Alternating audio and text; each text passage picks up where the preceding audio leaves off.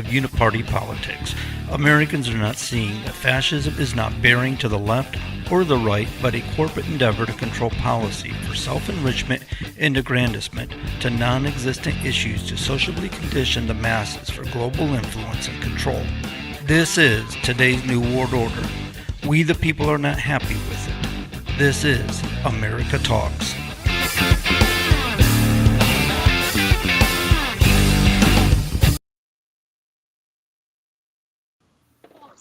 Hello, everyone. Welcome to another Monday night edition of America Talks. I'm your host here in Kentucky, Greg Toller. And we also have John Grosner up in New Hampshire. How you doing this week, John? I am doing there, Greg. Same old, dealing with snow Yeah, and yeah. freezing rain and the sleet and buried in 2 feet of ice and. Yeah, that's the same way here. Eastern Kentucky is completely underwater and supposed to be getting 6 to 8 inches of snow the next couple of days here. So it's going to be the same way here. Yeah, I heard Uh, you yours. yeah. End of winter is going to come at us hard, and but we'll survive. We'll get through it. This So week, who's go this ahead. crazy guy you brought up here, man? Well, I think you had more of a reason bringing him on than I did. But we have Todd McKinley from Tennessee on here with us this week. Todd, you can let everybody know who you are and what you do, and we'll kind of get All right. started that way. All right. Well, I'll be fairly brief, but people can learn a little bit more about me if you want to check out toddmckinley.com, toddmckinley.com. I always say kind of like the president who was assassinated. A lot of people forget about him and people think Teddy Roosevelt. And I'm like, no, McKinley, the guy who was there before him. So William McKinley, my favorite president, by the way. So mckinley.com. Retired Army veteran. I'm a co-host with John every Wednesday night with the Common Sense Conservatives. Trying to bring you back to reality, kind of probably what you guys do here on this show. I'm a member of local school board here in Sullivan County, Tennessee. Also a member of a number of veteran service organizations, more particularly the American Legion. I won't get involved with politics and the Legion because it's a nonpartisan organization. Just stating it for everybody's, so everybody know, full disclosure. Involved with a number of local boards and things like that. Politically, veterans groups, and also, I'm on the local Sullivan County Executive Committee within our local party structure, if you will. So that's the local county party. Falls under the state. Of course, I'm very, very active with the state party to a degree, or at least I pay attention to what they're doing and what our state legislature is doing to a degree. But yeah, very active within veterans community and, of course, politics. That's kind of in a nutshell who I am, what I do, and here I am. Here you are. There we go. Uh, yeah. We got anything that stands out down in Tennessee as far as what's going on within the government?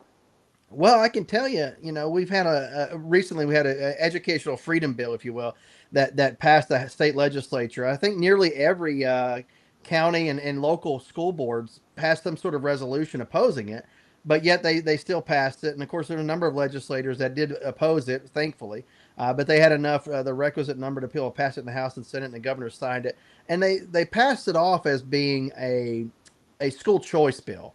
But in Tennessee, we already have school choice. But really, what it was a glorified voucher bill that basically would allow people who can already afford, say, private school or a school of their choice, be that a truly private school or a Christian school or something like that, whatever the case may be, homeschool.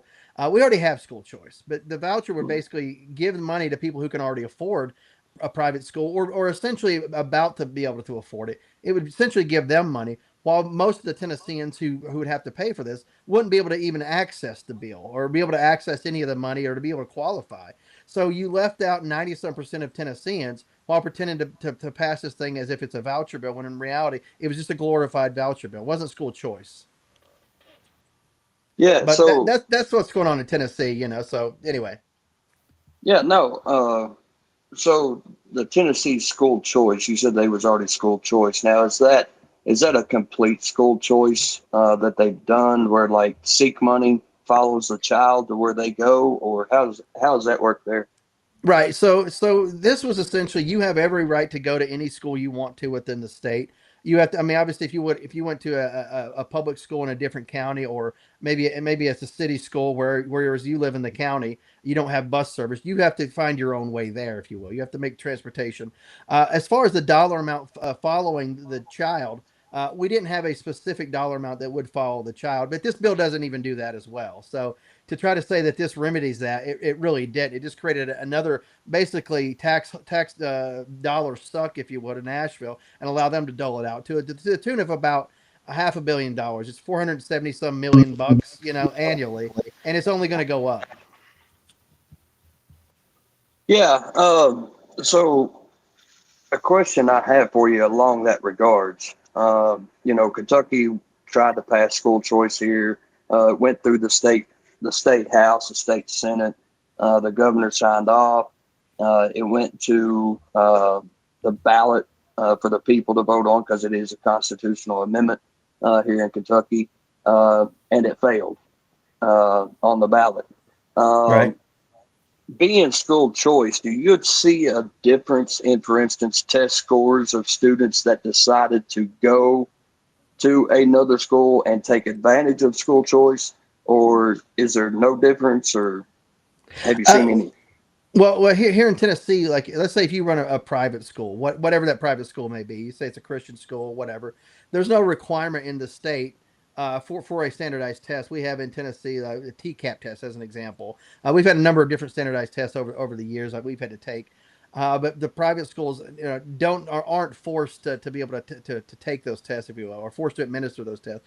And my thing is whenever you talk about teaching to a test, if you will, standardized testing, I think you take away from what's going on in the classroom. Kids that learn from different ways, they don't learn from this, standardized testing, push it down their throat so they can mark A, B, or C, or whatever the case may be.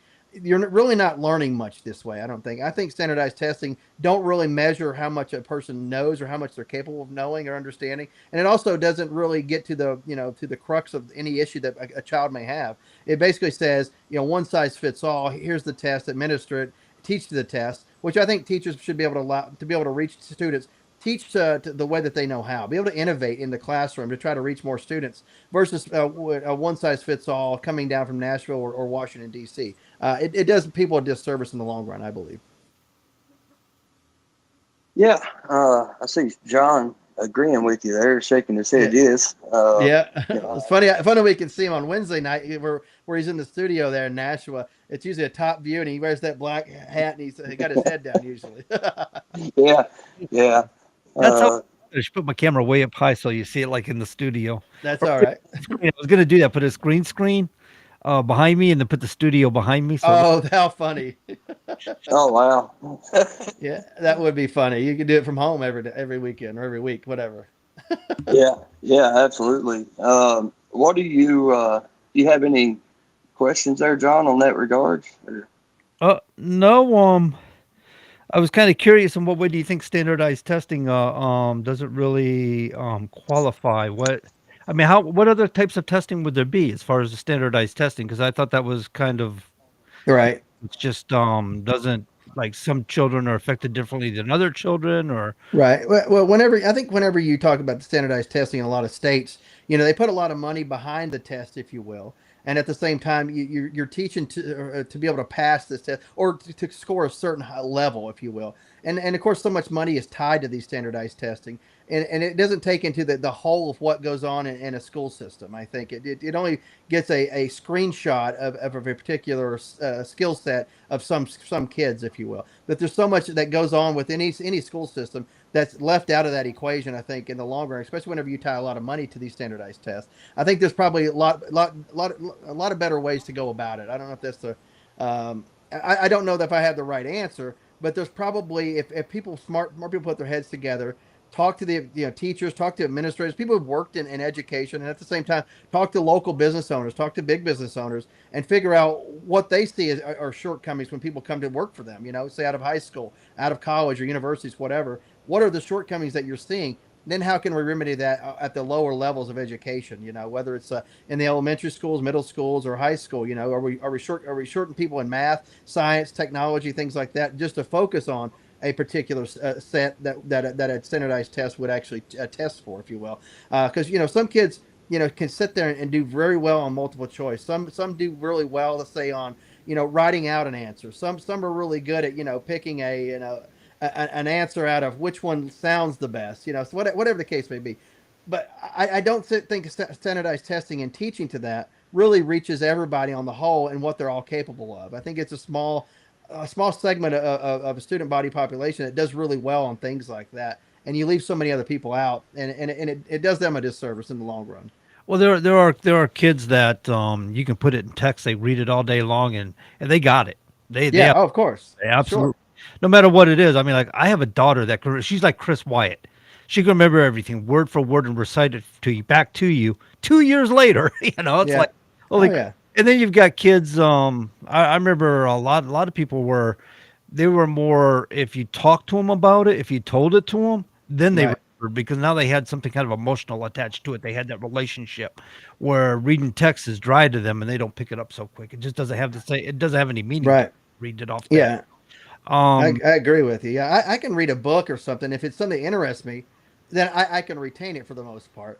But if it's something that's really dry, you're saying, oh, you got to read this and read that. It's like, okay, I may not retain it for long enough to actually take a test on it. But if I'm watching it on, say, like a video, nice historical documentary or something like that, whether it's, say, History Channel or YouTube or whatever, oh, I can retain that all day long. And it's just the way that it's presented, in which, in a school setting, if you will, say a middle school or high school, you try to say, oh, we're going to watch a video or whatever. Only a small fraction of the kids that may be able to retain any of the information. Whereas if you sit there and lecture some kids, that fraction of kids would be able to get it, while most of the other kids may just kind of zone out. So I think there's ways within a classroom that teachers should be able to innovate with regards to reaching the most student body, or most of the student body population that they're supposed to, versus sitting there and saying, all right, this is mandated by the government from Nashville, which is our state capital, or Washington, D.C., and you have no other choice but to do it this way. And I think you lose a lot of people in our society that way. And that's why if you look at our math, reading scores, reading comprehension, and across the board, we're so far behind the rest of the world. Even whenever it comes to, say, English and reading and English comprehension, we're so far behind other places in the world that English is not even nowhere near their first or their second language. You know what I'm saying? And here we are struggling behind those people, and that we shouldn't have that. it's kind of funny because you bring this up, and I remember, you had your Ferris Bueller teachers. Yeah, Questions? Any questions? I forgot yeah. the comedian's name that played that role. Ben Stein, yeah, Ben The Stein. other one with the curly hair going bald. I forgot his name. But then I have a teacher I remember from like seventh grade, eighth grade, and his name was Mr. Olson. And the reason I remember him is because he had a way of telling history. He would walk you through it. You know what I mean? Right. Like we was talking about the gin mill and stuff. And why can't I think of his name? And I know his name, but Eli Whitney, the cotton gin, or what are you talking about? there in the cotton fields and the mosquitoes are getting in his hair and he whips his comb out and he starts combing his hair. You know what I mean? And it's just like, so he put some sort of context to it, some sort of attachment to it while he's, you couldn't forget the history. Right. Okay. So some teachers have certain skills, others don't. And the problem with the school systems today is they're taking the ability for teachers to teach away. Sort of like the same thing with doctors. Doctors are told what medicines they prescribe, even though they know other medicines work better. Right. And their choices away nowadays, and like they're trying to streamline it or control it. And Right. as you said, we're losing the quality of education. Yeah. Yeah. Yeah. I mean, I trust teachers in the classroom. I mean, unless they give you a reason not to. I mean, for the most part, I mean, I trust the teachers in the classroom, at least here locally. We're not. I mean, there may be some lefty teachers for sure that I would be opposed ideologically against, but by and large, in my at least in my county, you don't see that as being a major problem. Somebody pushing a certain type of agenda. We have pretty, for the most part, decent teachers in our area, and especially in our county, who I trust to be able to innovate and be able to make those decisions at their level to figure out how to reach students that they see that's being left behind, versus the government saying, hey, you got to do it this way, and if they get left behind, what do you do at that point? Well, there's no answer from the government. It's just take this test and then move on. Well, you're reaching the point now that teachers are leaving the field. They don't. Right. I've seen them actually just walk off. Say, I've had it with these kids.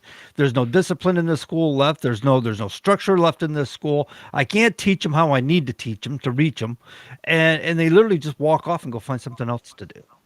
And I'm hearing that with other fields where it's getting to be the same way, where they're just disillusioned with the whole thing because they have these hopes, these ideas, how they can Right. do things, and they're restricted. And you just Right. don't see that with people. Where a human beings having a human experience in this life, and when you try to make us like robots, like with autonomous trucks or autonomous vehicles and stuff like that, it doesn't work for us. We like to be in charge of our lives. We like to make our own Yeah. decisions. We don't want machines. We don't want this sort of textbook. You have to do it exactly this way. Right. Um, Right. doesn't Yeah.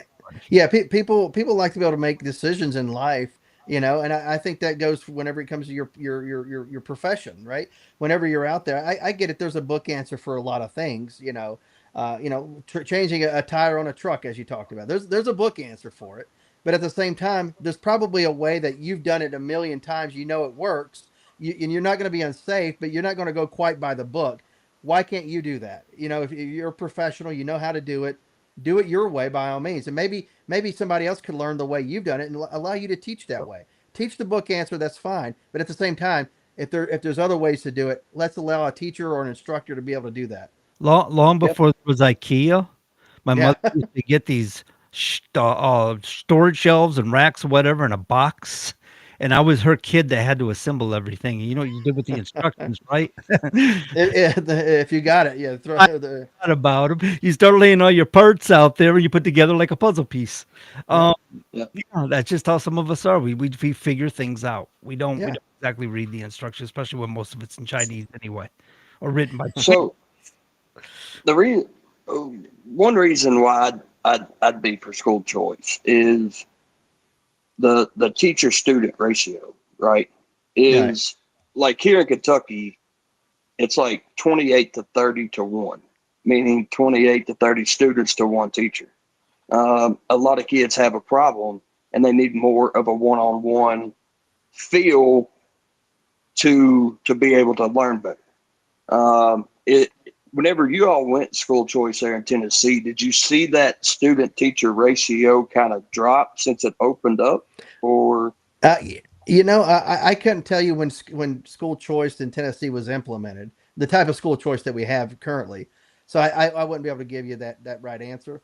But I do understand the student teacher relationship, or if you will, the fewer students you have in a school classroom, if you will, the easier it is for the teacher to reach the smaller number. I understand that for sure, but within Tennessee, the most recent bill, like I said, they try to play it off as if it was school choice, but again, we already had that, and it just didn't enhance any school choice at all. It just basically created a situation where a select number of people, kind of at the top, were going to be able to access money that everybody else has to pay for, while the middle class, lower, and of course, economically depressed areas, very few of those people are going to have any competition or ability to actually compete, if you will. So I think that's wrong the way that they did this, and they tried to play it off as like, no, it's school choice, and it had nothing to do with that. If it was school choice, by all means, we could just simply say, hey, here's the bill. The money's going to follow the student, and the local schools are going to have to step up their game. And throw out the competition, if you will. Say, hey, you're going to have to compete, or you're going to get left behind. I could see that, but at the same time, you know, private schools are one thing, but the public schools are constitutional schools, if you will. Counties must provide an education system. So you're not going to get rid of, say, public schools. Like some people think, well, we got to get rid of the public schools. That's not going to happen. And at the same time, a private school is a situation where people can select who they want to allow to come into their schools, whereas public schools don't have that. We're supposed to teach everybody, and rightly so. I get that, but what we need to do is focus on bringing the quality of education, in our classrooms up, which means hiring better teachers if need be, better benefits, better pay, if you will, finding ways to be able to retain them, professional advancement. You need to go to some sort of different school. You need to get another certification, offering to pay for things like that to be able to retain people.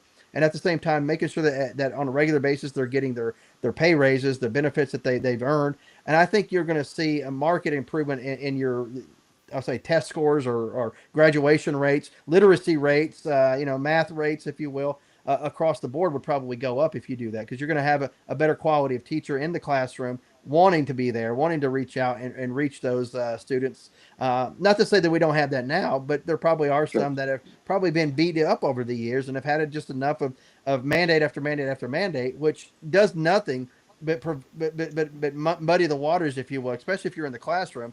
It's like, well, which edict do I have to follow this year? You know what I mean? You Right. put in place 10 things that I have to follow last year. Now you put in 10 more this year. It's like, at what point does these things that are conflicting with one another get prioritized or something get repealed? And we don't see that from our state government. We don't see that from the federal government for sure. Nothing ever gets deconflicted. It's always just more stuff on top of it, and a lot of it is contrary to the other piece of legislation or executive order, whatever. Yeah. There Yeah. we go. So let's say Trump and his administration gets really what he wants, Right. and that's to eliminate the Department of Education. Do you Right. see that benefiting the states a lot more? I think it would. I'm all for getting rid of the federal Department of Education for sure, because it should be at the state and local level. Any conservative or any Republican who's a true Republican, true conservative, is for that. Mhm. Education should be at the local and state level. And a few years ago, I was looking at what their funding was at the federal level, and it was something like 50 some odd $billion. It's more than that now. But this was just an operational cost, never mind the student loan in a program that they took over years ago, which they've mismanaged for sure.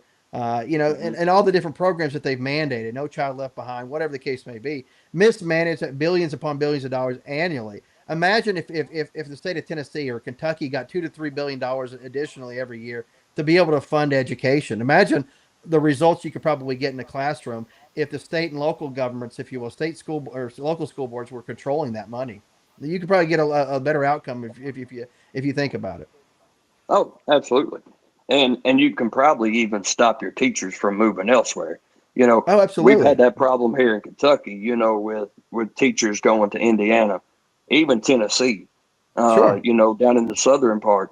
And, that went on for a while. So, with that much money, there's raises that can be happening with the Absolutely. teachers to keep them where they're at. And Right. it's not subpar teachers.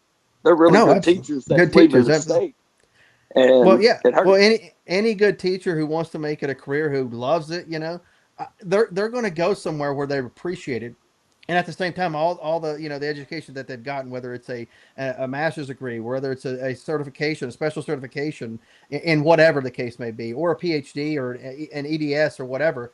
They want to get paid for those extra things that they've done, the time that they've taken, and the money that they put into that.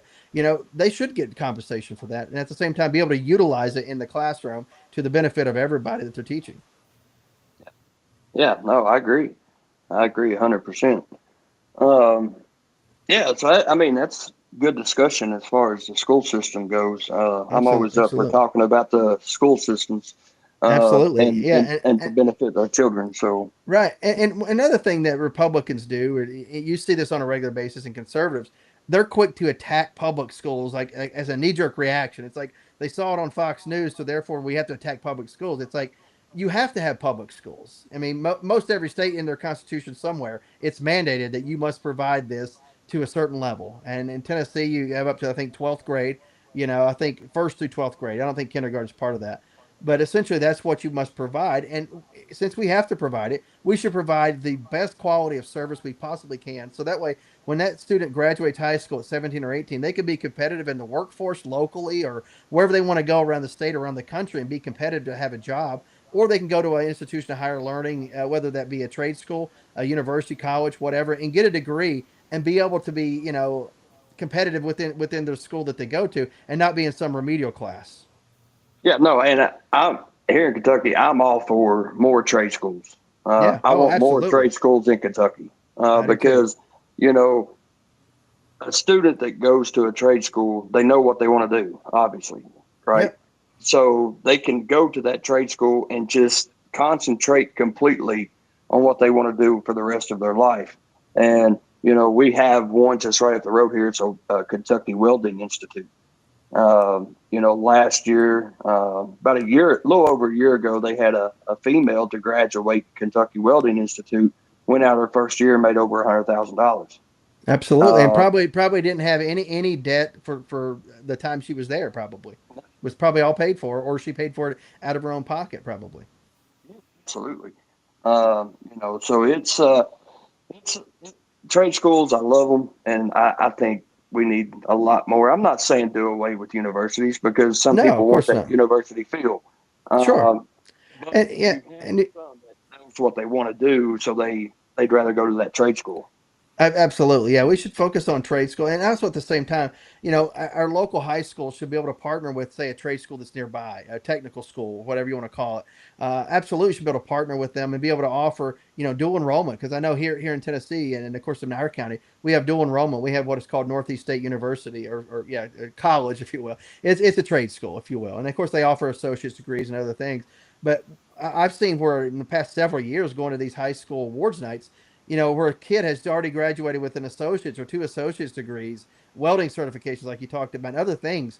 And all of a sudden now they're just getting ready to graduate high school. And it's like, this kid's ready to go. You know what I mean? Hmm. We should be focused on stuff like that as well. And for the most part, it doesn't really cost you anything to just have letters of agreement that just says, hey, your students can enroll here, no problem, as long as they maintain the basic minimums, and vice versa, and basically foster that environment where you encourage that in your high school. Say, hey, that school's right down here. Go get a jump start. I think you'd be a good candidate. Have your guidance counselors, basically offer that up to people. Be like, hey, I think you'd be a good candidate to go take some dual enrollment courses, Hmm. and champion stuff like that. We need more educated people because I always say an educated public is an employable public. And if you think about this, industry and businesses don't go to an area that don't have a public that's ready to go to work right away. Yeah, yeah, absolutely. What do you? You're on the school board down there in Tennessee. Um, what do you what do you think about? And I've asked this to a couple of other guests about putting in like in a high school level for juniors and seniors to take like a history of Tennessee politics Oh, class. that's interesting. We should focus on civics in general. I know back whenever I was in school, they started calling it like social studies or something like that. But Hmm. I think that at a middle school level would probably be really good, or even high school level. And it doesn't have to be juniors and seniors. It could be offered up as an elective, and um, maybe there could be some classes that you have to teach mandatory. Maybe that's not necessarily every year, but maybe every eighth grade class must take this type of class. I know in Tennessee we have for Constitution Day, every fifth grade class in Tennessee must be given, let's say, a pocket Constitution, or at least giving a class on the Constitution for that day. So we could teach something like that, and it doesn't have to be like a 1 day class, but it could be like an elective course that you take. Hmm. But by a certain point before you graduate high school, you must have taken the course. I know elective is kind of a misnomer, I guess that would be, but maybe up till maybe your senior year, you can take it as an elective, and then that way your senior year you wouldn't have to take it. But before you graduate, maybe you have to take that class, and it wouldn't have to be necessarily a full year class. It could be a semester, No. Yeah. something like that. That's Yeah. that's not a, Yeah. not a bad idea. Not a bad idea.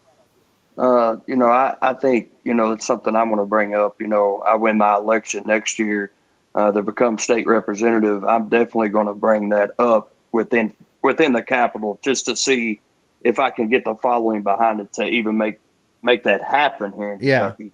gotcha. Um, Be I interesting. just think it would help young voters coming in to register for the first time, Republican, Democrat. It gives them that research to actually see who they are, Right, what party they side with, instead of saying, "Well, mom and dad was a Republican or mom and dad was a Democrat, so that's what I'm right, going to be." right. Uh, and just give them that knowledge of what the politics are within your state. Yeah. Um, Yeah, and you don't have to spoon feed them like the Republicans are this, Democrats are that. You could just talk about the basics of the party, history of the Absolutely. parties, history of our government, if you will. How does it work? The different branches of government. How does the states and local governments, how do they work together, and within the federal government framework? How do you separate that? Teach the Constitution. That's going to have to be part of it.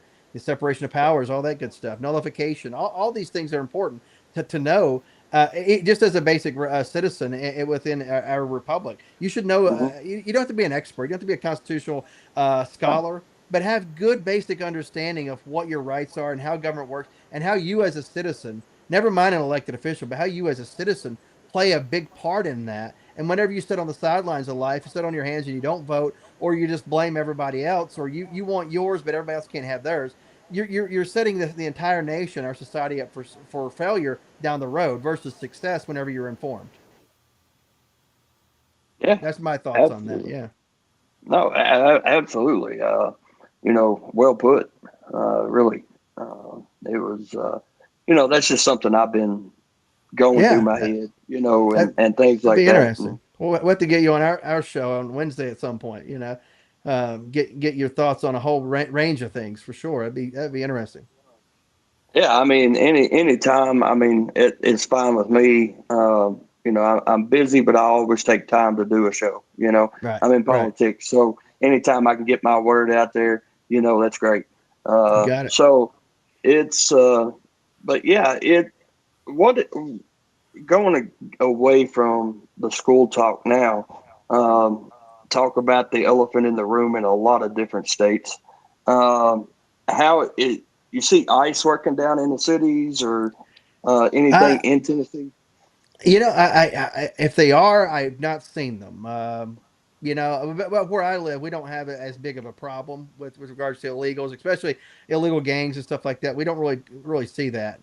But probably, in Nashville, probably Knoxville, Memphis for sure. But not up this way too much. And our local sheriffs and our city police, they will help and assist in those situations because we definitely don't believe in sanctuary cities, sanctuary states.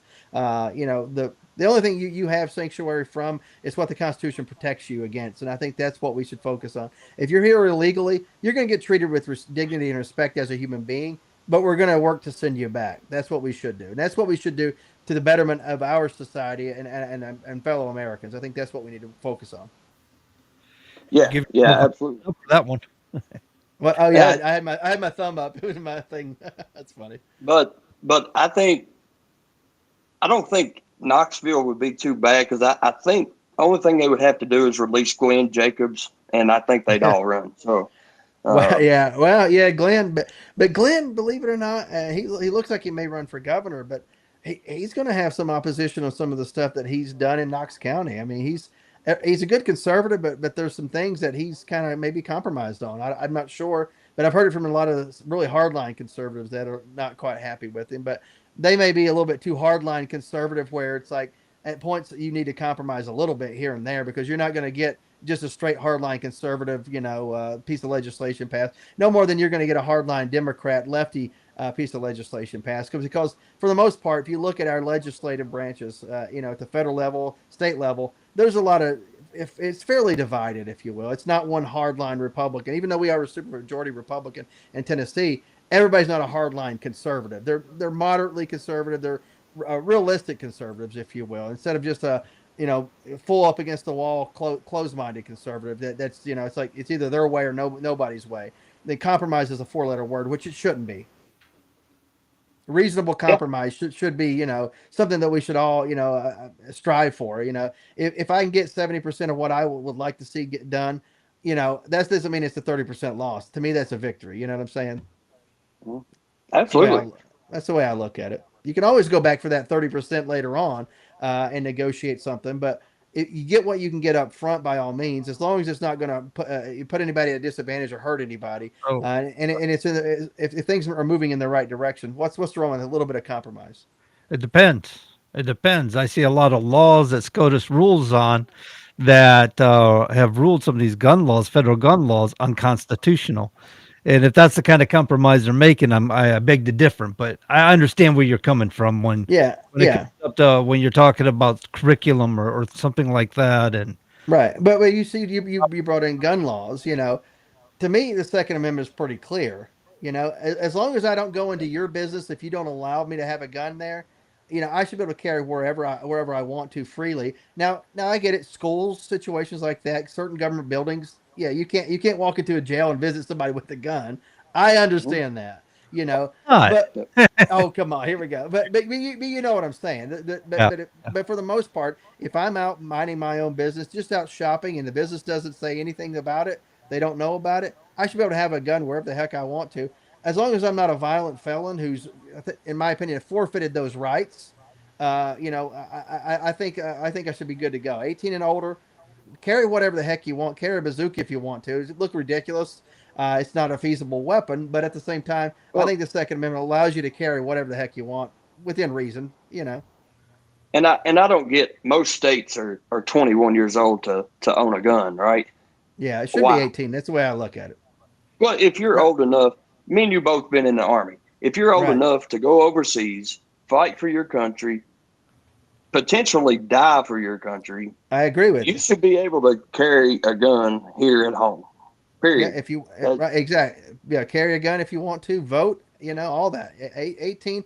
If we're going to hold somebody to it, their feet to the fire, and say, "Hey, if you do X, Y, and Z, you're going to be tried as an adult."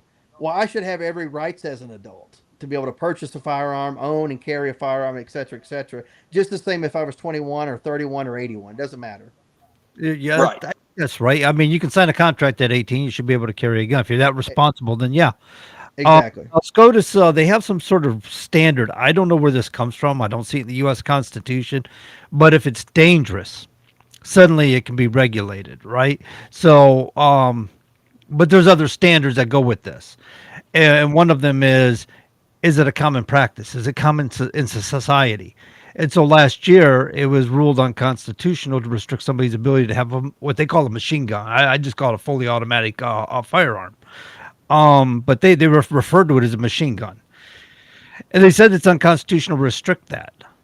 So, and what they said is, yes, it can be considered a dangerous weapon. However, it is very common for people to own them in our society, and that's what they base it on. So, like going back to the bazooka, they might, Yeah. because it's not common for a person to go out and buy a bazooka, No, no, no. Of course not.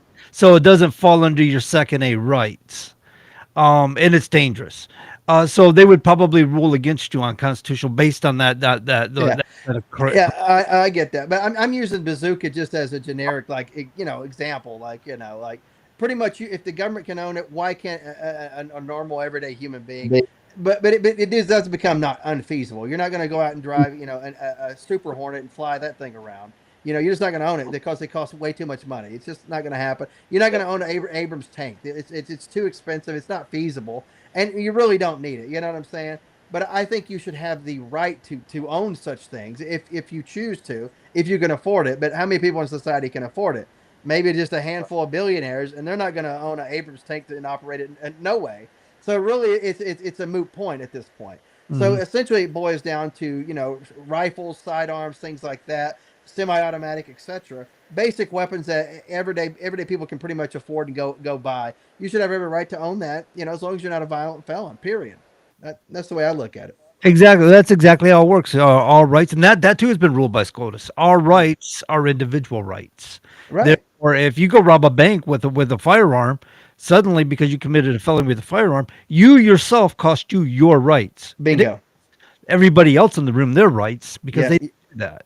Right. And what's sad in society, we always say, well, since this person did this, now we need to get rid of all of these. But you think about how many people use a car as a weapon on an annual basis. A lot of people Oh use yeah. car, and the cars even not being used as weapons are very dangerous. I mean, how many people get killed or hurt on a daily basis out on our highways? But all of a sudden, we're not getting rid of them. We're finding ways to make things safer.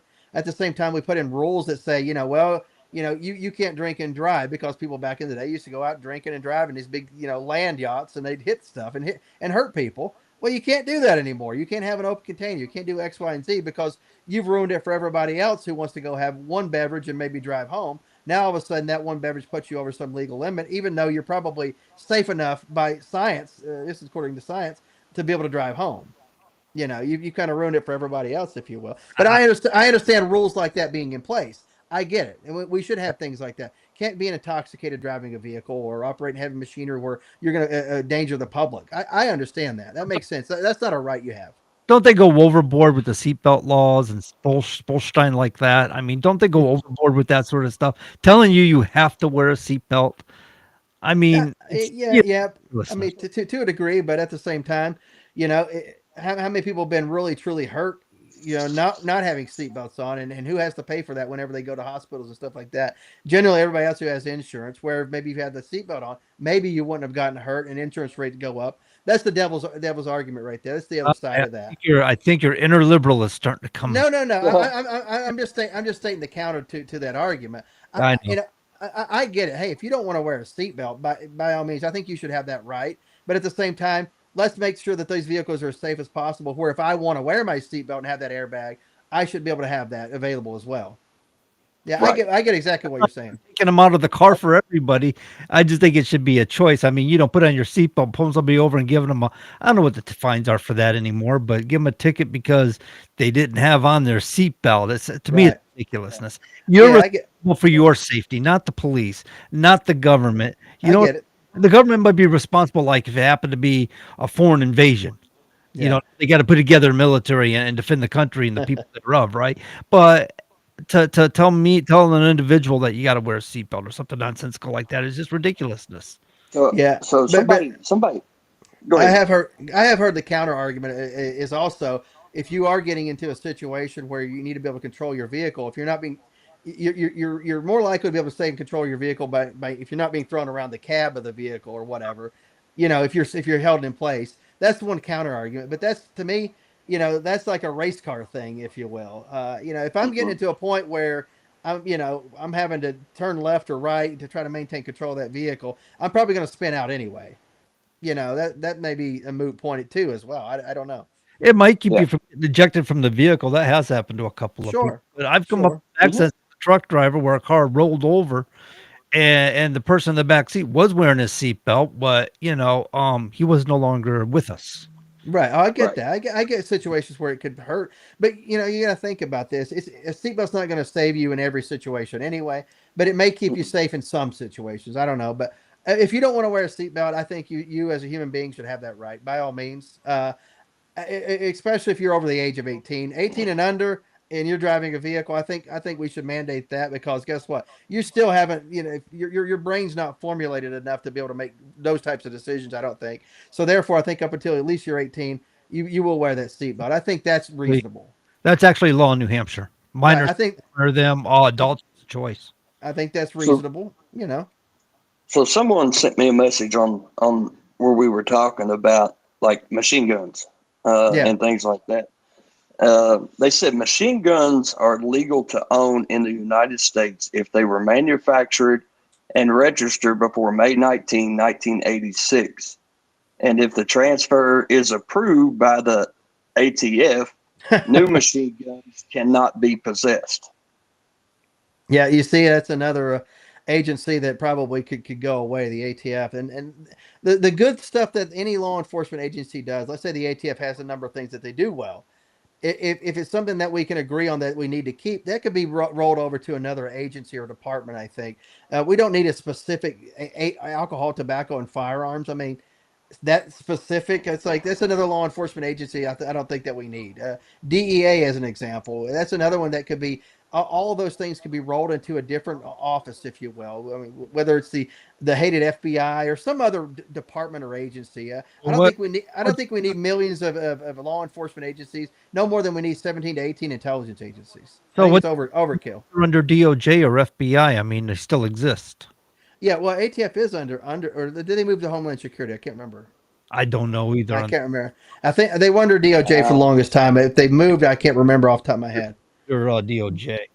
But I think for the most part, whenever it comes, they say federal law enforcement. If it's not a specific situation where you're providing security, let's say, going to an airport, you go through security there. That should be Homeland Security. I think Secret Service for what they do should be under Homeland Security. But law enforcement agencies that are basically focused on investigation and getting evidence for a conviction or whatever, they should be under the DOJ, I think, and So here, generally consolidate that. But go ahead. you bring up something here. You brought up the Department of Homeland Security. That was a creation under George W. Bush. Right. A reaction too, by the way. It was That's- actually. I mean, Congress passed it and Bush signed it in, right? But yeah. what was the point? We had the Department of Justice, we had the FBI, we have the CIA, and now we have DHS as a result of 9/11. Right. What was the point of DHS? I mean, really? I know TEA. What is it? Transportation Security Administration, TSA, or one of the other ones. TSA. Yeah, but think about it. After 9/11, people wanted what? The government to do something. And You're what did the government do? They did something, and they wanted to say, "Hey, we're reacting to the shortcomings and the problems that we face." When in reality, we've created just more bureaucracy, and the problems that we were supposed to eliminate really wasn't eliminated at all. We just created more bureaucracy. So, what was gained Yeah. by the Department of Homeland Security? I don't know. More money out of our pockets.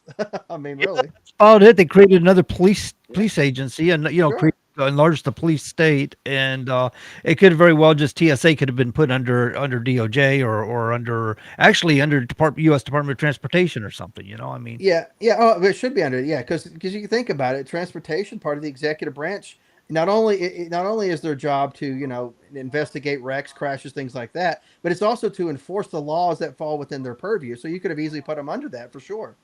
actually, I think it's National Mhm. Transportation Safety Transport NST I NS. think they're yeah. You're talking about National Transportation Safety Board. They're Different. under They're yeah. separate They're from U.S. right. DOT. But all of these organizations that have a similarity should be under one department. I think for oversight for sure, because you have a hierarchy. In the military, we have chain of command. But whenever you have these independent government agencies Mhm. like USAID, if you will, that was supposed to, at one point was going to be was supposed to fall under, say, the Department of State, never got rolled under them. So they operate autonomously, but internationally, and we can't. I still think we should have that. I think you should have oversight of that at a secretary level, which would be a department cabinet secretary. Somebody that's being confirmed by the Senate, and at the same time reports basically directly to the president. That's who you should report to, not yourself or not not Congress occasionally or the president on occasion, but some hierarchy that can have true oversight.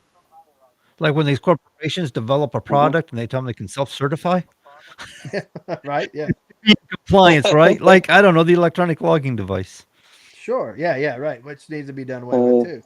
If you want to use it, by all means. If you want to use something like Absolutely. that, or if you own a transportation company and you think that's going to help your fleet be more efficient, or for you for your own books purposes, by all means, you should be able to implement that. But I don't think the government should mandate that, especially for independent truckers.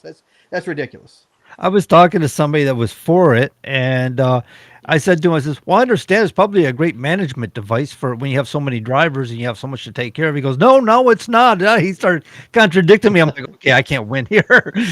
Right. Sure. Like it, but wants it, right? I think sometimes people suffer from cognitive dissonance. Right. I remember going up to to Well, Washington D.C. on a regular, or going to say CPAC, talking to any number of former assistant secretaries of transportation, and how they were opposed to it. Whenever it was initially proposed back in the 90s. Whenever the technology was just burgeoning, or the early 2000s, or whatever. And they're like, we were against it then, and we're certainly against it now. Now that the technology's increased, 10, 20, 30 fold, where that way they can sit there and spy on you and everything you do in that truck, and probably put something in there where they can listen in on you too. I don't like the idea. Sorry. Oh, well, that they had, since we're on this subject, it's most of your bigger trucking companies even have Sure. Oh yeah. cameras, inward and Right. outward facing, that records, yeah, they say it's for, instances. So they have Sure. proof, if Right. they go to Was it court, driver whatever. neglect, or Um, was it a true issue with the truck, or was there mechanical? So that way that you have this the full picture of the story. I can get that, but I don't think it should be mandated by any government. no, no, Yeah. absolutely not. Absolutely. Um, the less government we have in our lives, the better off we Oh, are. absolutely. Uh, I mean, it, and I think what Trump's doing is great. He's That makes downsizing sense to government, me. Yeah, I love it. uh, you know, and he's getting rid of a lot of government entities, and that's just what they are, is a government entity. They're not government, but when it comes down to it, they're even they're even protected as an entity of the government, protected under, um, you know, immunity, Well, right? yeah, I get what you're Uh, saying. Yeah, there's qualified immunity. I get what you're saying. right, right, and it's that's something that I'm kind of against, especially with government entities. Like here in Kentucky, we have um, our child services, like um, our Right. DPS, uh, and CPS, I'm sorry, that they can go into a home, go back and lie on the parents, just get the kids taken out, and they're covered under qualified immunity. Oh, well, I made a mistake. Well, it's too late now because the child's already in protective Right. services. And it's like, where does the qualified immunity, where does that Right. Yeah. stop? Yeah. You know, Well, and if you, like you said, if they lie and it's proven that they've lied, well, then you can get them on that for sure. They don't have qualified immunity if they've lied, but if they're like, oh, I accidentally did something, made a mistake, that's what it covers them. But if they're actually lying, then it definitely doesn't cover them and shouldn't cover them. But you do have the thin blue. well, they're not going to go into court Oh, and I say know they that. lied. They're just going to go into court and say, hey, I made a Sure. mistake. Right. You know, Exactly. I get what you're saying. uh, It doesn't exclude the agency itself though. If damages are caught due to negligence, it's to protect the officer, right? Well, yeah. Well, qualified immunity basically says if you were, I don't want to try to say what it says specifically, but basically it boils down to this: if you are, faithfully executing your office, whatever your office is, whether it's president or whether it's vice mhm. president or a police officer, and you're doing everything that you know to by the book, and something happens, somebody's hurt or killed or whatever. You're not going to be the one sued for that because it's not something that you did neglectfully or criminally. Essentially, that's what it says. So you're not going to be tried, convicted, or even sued because of something, because it was something that happened. It wasn't your fault. Or if it was an accident, yes, the organization may be held liable to a financial settlement, but nobody's going to go to jail for something like that. Yeah. Exactly. Nothing criminal will come out of it. Right. Um, Right. and sometimes the problem with it is Now, if you went out and actually willfully broke the law, yeah, you can. You're not protected. If you went out and you decided, well, Right. I want to shoot somebody today, and you decide, or you're just sit there, deciding you're going to pull somebody over, you're giving that ticket, and you're looking for something to pull that gun, and you pull that gun, and you shoot somebody when you didn't have to, you're not protected for that. You know what I'm saying? And that's happened before. well, they did. They had a case Yeah. with one of the most notable cases about qualified immunity was with an officer who went to take out their pet, the dog, and in the process he shot. I don't know if he killed or if he just shot and wounded a 10-year-old. Mm, Um, it was one of the most notable cases, and he fell under qualified immunity because his intention wasn't to shoot the 10-year-old. The 10-year-old either got in the way or something happened, causing that to happen while he was trying to disable the dog. Um, some Mhm. claims made on that particular case where the dog wasn't being vicious. So yeah. Yeah, I don't know the case for sure, but let's say there was a shootout or something, and it was determined that a police officer's bullet, maybe it glanced off of top of a vehicle and hit somebody off on the side. They're not going to be held liable for shooting that person. Now, there may be a financial settlement or something like that, but the police officer themselves shouldn't be, go to court for that person having been accidentally shot. That's why you have stuff like that. yeah, I was gonna say this is something you got to agree with. I do because it's like the hostage taker, right? Don't Right, make me shoot him. Don't make me shoot him. It's like you're the one holding the weapon. You're right, the one making a choice. The Mhm. officer's not responsible for your actions. You are, but you're trying to put exactly, the blame on him. right. And so if he's taking action because of something you caused, a situation you created, and somebody else gets wounded because of that action that you create, he was responding to, then Right. it's not on the officer, it's on that person for creating that environment in the first place. Bingo. Yeah, it's on the criminal, precisely in that situation. Yes, sir. Oh, yeah, absolutely. Absolutely. All, all right. Um, Well, we got about That's a a good few minutes yeah. left, or what time? How much time we got left here? I'm looking at the clock. It went by fast. Wow. Yeah, I did. About Wow. 6 minutes. Yeah. Okay. Um, Yeah. Michael here, he Yeah. We brought up a got, good point, but most don't have the fun. We're going back to CPS. Most don't have the funds to fight to get their kids back, and that's an issue in our legal system today. Is it costs so Yeah. much to defend yourself that you actually lose your rights because if you use a weapon and defense, you still may be facing court charges or you may be facing legal battles that you have to be able to afford them funds. And he's right. You lose out on that. Yeah, that's true. Which is sad, but somebody losing their kids just willy nilly. I think we got to revamp some of that stuff, if you will, and also at the same time, I think I'm not a father, but I think fathers should have every right as the mothers as well whenever it comes to custody battles, because it's not always the mother being that's on the right side of things. It's not always the father that's on the wrong side of things.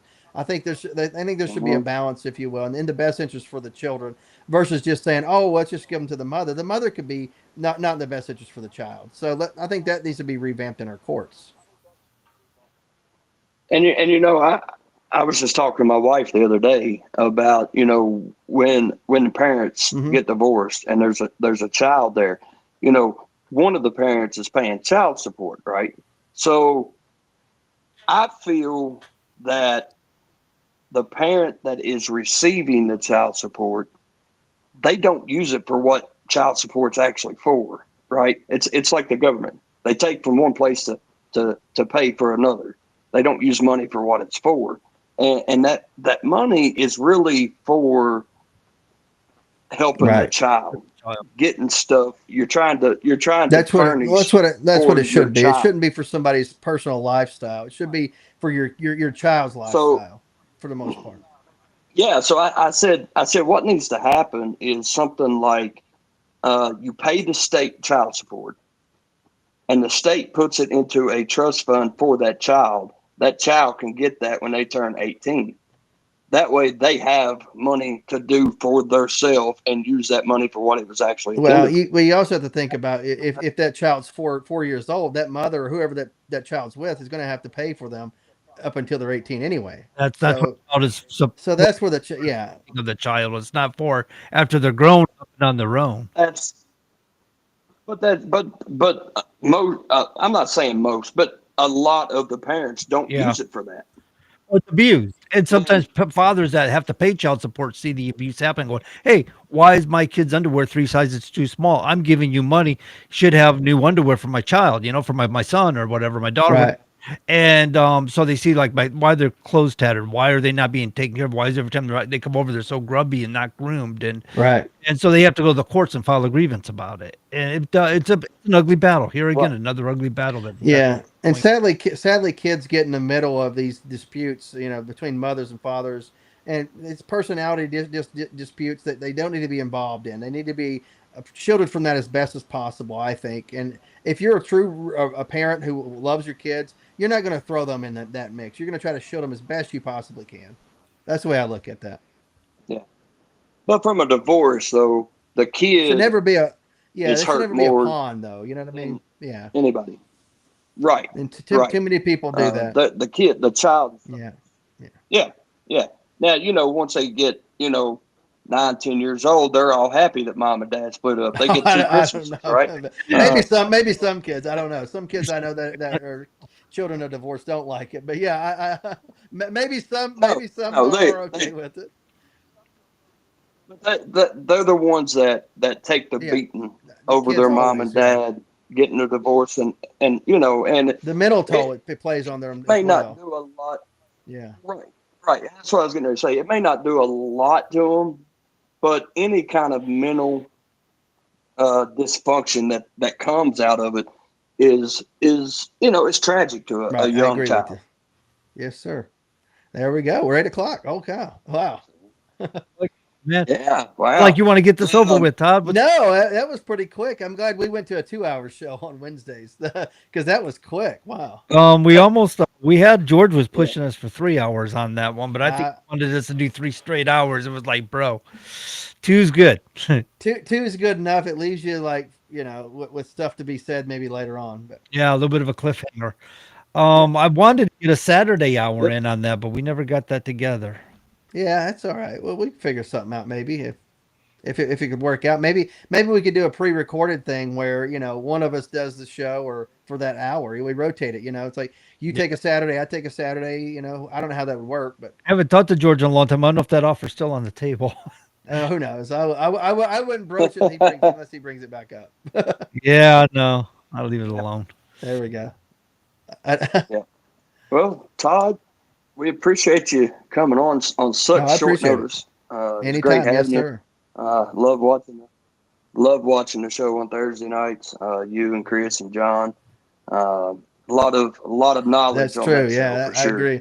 But yeah, And we need to get you we on the show at we some point. Whenever you want to talk about your platform, I think that's a good idea.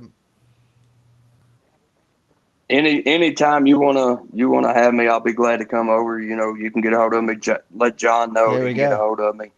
anytime's fine with me. So whenever you guys want that done, then I have I no get problem with it. your email address already, Todd. He was kind of interested in getting to know you better. So, All right, perfect. I love it. oh, you know, you're Thank you, sir. and stuff, and you're involved in the politics. Yeah, So, Yeah, good deal. I appreciate you, sir. yeah. So, but yeah, thanks for just the short notice, being able to make it tonight. We really appreciate it. And so, everybody, thank you for joining. We'll be back next Monday, 7 o'clock.